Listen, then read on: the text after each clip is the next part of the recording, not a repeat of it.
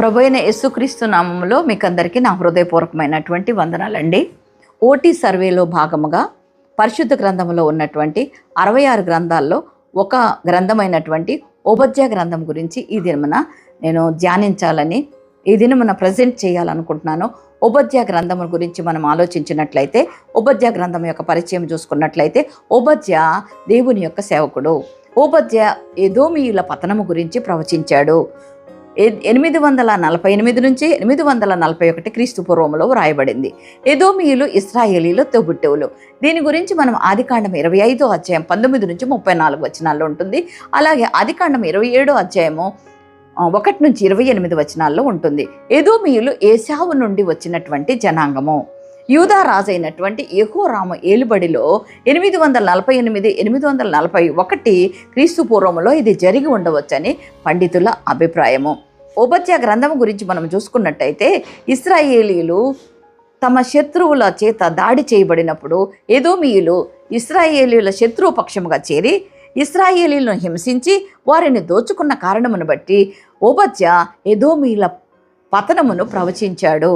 ఈ యొక్క ఓబద్యా గ్రంథము గురించి మనము విభజన చూసుకున్నట్లయితే 1 నుంచి 9 వచనాలు ఎదోము పైన దేవుని తీర్పు, 10 నుంచి 14 వచనాలు తీర్పుకు కారణాలు, 15, 16 వచనాలు దేశాలపైన తీర్పు, 17వ వచనము ఇశ్రాయేలు యొక్క సమకూర్పు గురించి మనము తెలుసుకోవచ్చండి. ఇందులో ప్రాముఖ్యమైనటువంటి అంశం ఏంటంటే, యెహోవా దినము అన్యజనులందరి మీదకి వచ్చుచున్నది. అప్పుడు నీవు చేసినట్టే నీకును చేయబడును, నీవు చేసినదే నీ నెత్తి మీదకు వచ్చును. ఓబద్యా 15వ అధ్యాయం నిజంగా చాలా అద్భుతమైనటువంటి వచనం అండి. ఇది నిజంగా మన దేవుడు చాలా గొప్పవాడు. ఆయన చాలా మనకు హెచ్చరిక చేయకుండా ఎలాంటి శిక్ష మన మీదకి పంపడు అనేటువంటి విషయాన్ని మనం జ్ఞాపకం చేసుకునేటువంటి వారముగా ఉందాము. ఇంకొక మాటను జ్ఞాపకం చేసుకున్నట్టయితే, ఆయన హెచ్చరించటమే కాదండి, ఆయన మనల్ని మనసు త్రిప్పుకోవటానికి సమయం కూడా ఇస్తారనేటువంటి విషయాన్ని కూడా మనం జ్ఞాపకం చేసుకోవాలి. దేవుడు చాలా న్యాయవంతుడండి. దేవుడు చాలా righteous God is God of righteous, God is God of holy. నిజముగా మన దేవుడు చాలా పరిశుద్ధుడైనటువంటి దేవుడు. అయితే ఈ యొక్క ఓబద్యా గ్రంథములోని 1 నుంచి 9 వచనాలను చూసుకున్నట్టయితే, ఎదోము పైన దేవుని తీర్పు ఎలా ఉన్నది అంటే, ఎదోము యొక్క హృదయ గర్వమును బట్టి దేవుడు తీర్పు తీరుస్తున్నాడు. అత్యున్నతమైనటువంటి పర్వతం మీద ఆసీనుడై ఉండి కొండ సందుల్లో నివసించువాడు, నన్ను క్రిందికి పడద్రోయగలవాడెవడని అనుకునివాడా, నీ హృదయ గర్వము చేత నీవు మోసపోతివి. పక్షిరాజు గూడంత ఎత్తున నివాసం చేసుకొని నక్షత్రములలో నీవు కట్టినను అచ్చట నుండి నేను నిన్ను క్రింద పడద్రోతును. ఇదే యెహోవాకు ఆ దినమందు ఏశావు పర్వతములలో వివేచన లేకపోవునట్లు ఎదోములో నుండి జ్ఞానులను నాశనం చేతును. ఇదే యెహోవాకు. తేమాను నీ బలాఢ్యులు విస్మయమొందుదురు, అందువలన ఏశావు యొక్క పర్వత నివాసులందరూ హతులై నిర్మూలమగుదురు అనేటువంటి మాట మనం జ్ఞాపకం చేసుకున్నట్టయితే, ఇదే మాటలు మనకి ఇర్మియా గ్రంథము 49వ అధ్యాయము 14 నుంచి 16 వచనాల్లో, ఇర్మియా గ్రంథము 49వ అధ్యాయం 9 నుండి 14 వచనాల్లో ఉన్నది. కాబట్టి మనం ఏమనుకోవచ్చు అంటే, ఓబద్యా గారికి తర్వాత ఇర్మియా గారికి పోలికలు ఉన్నాయని చెప్పుకోవచ్చు. రెండో మాటగా చూసుకున్నట్టయితే, రెండో భాగంలో తీర్పుకి ఏమి కారణాలు ఉన్నాయి, నీ సహోదరులైనటువంటి యాకోబు సంతతికి నీవు చేసినటువంటి బలత్కారమును బట్టి నీవు అవమానమునందుదువు. నీవు పగవాడవై నిలిచిన దినమందు, పరదేశులు వారి ఆస్తి పట్టుకొని పోయిన దినమందు, అన్యులు వారి గుమ్మములో చొరబడి యెరూషలేము మీద చీట్లు వేసిన దినమందు నీవు వారితో కలిసి ఉంటివి కదా. దేవుడు మాట్లాడుతున్నటువంటి మాటలు, నీ సహోదరుని శ్రమానుభవ దినమున నీవు ఆనందమందతగదు, యూదా వారి నాశన దినమందు వారి స్థితిని చూచి నీవు సంతోషింపతగదు. ఈ మాటలు జ్ఞాపకం చేసుకున్నట్టయితే నిజంగా సామెతల గ్రంథం 24వ అధ్యాయం 17వ వచనంలో ఒక మాట రాసిపెట్టున్నదండి. నిజంగా నీ శత్రువు పడినప్పుడు నీవు సంతోషింపకు, నీ మనసును ఉల్లసింపకు, ఎందుకంటే దేవునికి కోపము, వారి మీద కోపం మన మీదకు రేపుతాడు. అందుకని చాలా జాగ్రత్తగా మన జీవితంలో మన ప్రవర్తన ఉండాలనేటువంటి విషయాన్ని మనం జ్ఞాపకం చేసుకోవాలి. థర్డ్ పాయింట్గా మనం చూసుకున్నట్టయితే, తీర్పుకు కారణాలు ఏమిటది అంటే, యెహోవా అన్యజనులందరి మీద, దేశాలన్నిటి మీద తీర్పు తీర్చబోతున్నాడు. యెహోవా దినము అన్యజనులందరి మీదికి వచ్చుచున్నది. అప్పుడు నీవు చేసినట్టే నీకును చేయబడును, నీవు చేసినదే నీ నెత్తి మీదకి వచ్చును.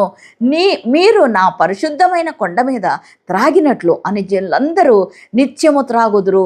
తాము ఇక నిన్నడు నుండని వారై వారేమియూ మిగలకుండా త్రాగుదురు. నిజమే, నా యోహాను సువార్తలో రాయబడిన ప్రకారం 5వ అధ్యాయంలో అద్భుతమైనటువంటి మాటలు రాయబడి ఉంటుంది. దేవుడు మనకు సెలవిస్తున్నటువంటి మాట ఏంటంటే, మనము మేలు చేసిన వారమైతే జీవ పునరుద్ధానికి వెళ్తాము, కీడు చేసిన వారమైతే తీర్పు పునరుద్ధానికి వెళ్తాము. నిజంగా దేశాలపైన తీర్పు జరుగుతుంది. యేసుప్రభు వారు కూడా మత్తయి సువార్తలో మరి రాసిపెట్టినటువంటి ప్రకారము ఏమంటారంటే, కుడి చేతి వైపున ఉన్నటువంటి వారిని చూసి, నా తండ్రి చేత ఆశీర్వదించబడిన వారలారా, మరి లోకం పుట్టింది మొదలుకొని మీ కొరకు సిద్ధపరిచిన రాజ్యాన్ని స్వతంత్రించుకోమని నీతిమంతులతోని, ఎడమ చేతునున్నటువంటి మేకలైనటువంటి అనీతిమంతుల వైపు చూసి నిత్య నరకానికి వెళ్ళమన్నాడు. అవును, నిజమే, దేవుని అంగీకరించిన వారికి ఇలాంటి తీర్పు జరుగుతుంది అనేటువంటి విషయాన్ని మనము గ్రహించే వారముగా ఉందాము. చివరిగా మనం చూసుకున్నట్లయితే మరి ఇశ్రాయేలీలకు ఒక సమకూర్పు ఎంత గొప్ప మరి సమకూర్పు అంటే, నిజంగా మనం జీవిస్తున్నటువంటి జీవితము ఒక విశ్వాస సహితమైనటువంటి జీవితంతో మనము ఒక నిరీక్షణతో బ్రతుకుతున్నాం. అలాగే దేవుడు ఇక్కడ సెలవిస్తున్నటువంటి మాట ఏంటంటే, అయితే సియోను కొండ ప్రతిష్ఠితమగును, తప్పించుకొనిన వారు దాని మీద నివసింతురు. యాకోబు సంతతి వారు తమ స్వాస్థ్యములను స్వతంత్రించుకొందురు. మరియు ఏశావు యొక్క కొండకు తీర్పు తీర్చుటకై సియోను కొండ మీద రక్షకులు పుట్టుదురు. అప్పుడు రాజ్యము యెహోవాది అగును. నిజమే, ఎప్పటికైనా విజయం ఎవరిది అంటే నీతిమంతులదే. నీతిమంతులు ఎక్కడికి వెళ్తారంటే నిత్య జీవముకి వెళ్తారు. వారు నిత్యానందంలో ఉంటారు. నిజంగా పరలోక రాజ్యానికి వారు వెళతారు. నిజంగా ఇశ్రాయేలీల యొక్క సమకూర్పు గొప్ప సమకూర్పు అండి. ఎంతగా వారిపైన యుద్ధము జరిగినా, ఎంత దాడి జరిగినా, ఎన్ని యుద్ధాలు జరిగినా కూడా మరి శత్రువులను నాశనం చేసి యెహోవా దేవుడు మన పితరులైనటువంటి ఇశ్రాయేలీలకి తమ రాజ్యమునిచ్చేటువంటి గొప్ప దేవుడు. అలాగే ఇందులో నుంచి ఒక అప్లికేషన్ పార్ట్ ఏంటంటే, మనం ఎలాగుండాలి అంటే, ప్రభువు చెప్పినటువంటి మాట మత్తయి సువార్తలో ఏమని ఉంటుందంటే 5వ అధ్యాయము 44వ వచనంలో, నీ పొరుగువాడిని ప్రేమించి నీ శత్రువుని ద్వేషించు అనేటువంటి మాట ధర్మశాస్త్రంలో రాయబడి ఉంటే, యేసుక్రీస్తు ప్రభు వారు చెప్తున్నటువంటి మాట ఏంటంటే, మీ పరలోకమందున్నటువంటి మీ తండ్రికి మీరు కుమారులైన ఉండునట్లుగా మీ శత్రువులను ప్రేమించండి, వారి కొరకు ప్రార్థన చెయ్యండి అని చెప్తున్నటువంటి మాట గొప్పది కదండి. ఇక్కడ ఎదోమీయులు తన సొంత తోబుట్టువులైనటువంటి ఇశ్రాయేలీలను ద్వేషించారు. అలాగే వారి మీద కోపం పెట్టుకున్నారు, వారిని దగ్గరకు రానియలేదు. వారు సంఖ్యాకాండము 20వ అధ్యాయము మరి అధ్యాయంలో వారి మార్గము గుండా వెళుతున్నప్పుడు వారికి దారి ఇవ్వలేకపోయారు. ఎంత భయంకరమైనటువంటి సహోదర ప్రేమ లేనటువంటి వారుగా వారు ఉంటున్నారు అనేటువంటి మాటను మనం జ్ఞాపకం చేసుకునే వారముగా ఉందాము. నెక్స్ట్ ఇంకొక మాట జ్ఞాపకం చేసుకున్నట్టయితే, ఒకటి ఏంటంటే, నీ సహోదరులారా, లోకం మిమ్మల్ని ద్వేషించిన ఆశ్చర్యపరకుడని చెప్తూ మనము సహోదరులను ప్రేమించే వారముగా ఉందాం. మనము మరణములో నుండి జీవములోనికి దాటి ఉన్నాము అనేటువంటి మాటను ఎరగాలి. ఎవరు మరణములో నుంచి జీవములోనికి దాటారంటే, మరి సహోదరుని ప్రేమించేవాడు మరణములో నుండి జీవములోనికి దాటాడు. మరి ప్రేమ లేనివాడు ఎవడు అంటే నరహంతకుడు. నిజంగా మనము చరిత్రలోనికి వెళ్ళినట్టయితే, మరి ఎదోమీయులు ఏశావు సంతానము, 12 గోత్రాలైనటువంటి యాకోబు సంతానము వారు ఇశ్రాయేలీలు. మరి వీరిద్దరి మధ్యలో 33వ అధ్యాయము ఏశావుకి యాకోబుకి 33వ అధ్యాయం ఆదికాండంలో సయోధ్య కుదిరింది, కానీ వారి జాతుల మధ్యలో వైరం మాత్రం పోలేదు. అలాంటి వైరం లేనటువంటి బిడలముగా క్రైస్తవులమైనటువంటి మనము కూడా ప్రేమతో మెలిగి ఆయన నిత్య జీవమునకు వారసులమై ఇశ్రాయేలీలకి ఎలాంటి రాజ్యం అనుగ్రహించాడో అలాంటి రాజ్యంలో ప్రవేశించుదుముగాక. ప్రైజ్ లార్డ్ అండి. Thank you everyone. Thank you. Praise the lord.